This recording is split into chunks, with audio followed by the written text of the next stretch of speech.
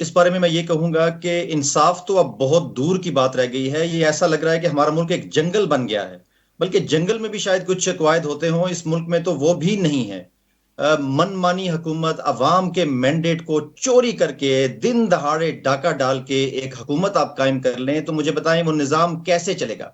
जो हम्म। निजाम बेस ही झूठ की बुनियाद पर है, जो अपने ही अवाम की राय के खिलाफ उनके जो इज्तमाही सोच है उसको नजरअंदाज करके अगर आप एक हुकूमत बनाएंगे, तो वो हुकूमत कैसे काम कर सकेगी? वो निजाम कैसे चल सकेगा?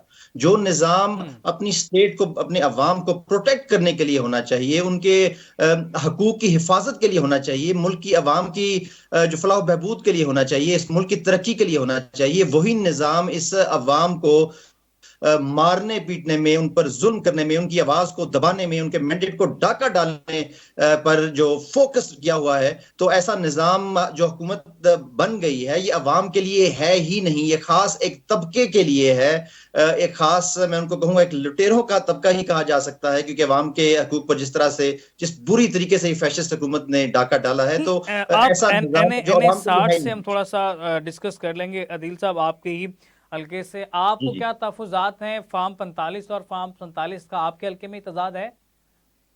जी बिल्कुल, हमारे पास ये बड़ा क्लियर इशू था। मेरे जो हल्के में टोटल 386 पोलिंग स्टेशंस थे, हमारे पास तकरीबन 375 पोलिंग स्टेशंस के फॉर्म 45 मौजूद हैं, और उनमें से हमारी जो लीड है वो 45,000 है। 45,000 की लीड को आधे घंटे में गायब कर दिया गया, और मुझे 9,000 से इलेक्शन हरवा दिया गया।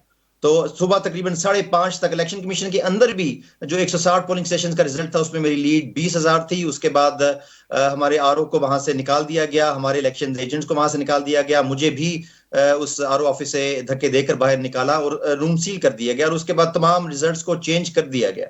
और उसके बाद जब हम इलेक्शन कमीशन में गए, तो इलेक्शन कमिश्नर जो जो डबल बेंच था, उनका ये कहना था कि आपके पास जो फॉर्म 45 हैं उनको हम मानते ही नहीं हैं। हम उन फॉर्म 45 को मानेंगे जो प्रिजाइडिंग ऑफिसर्स ने हमारे आरओ को दिए।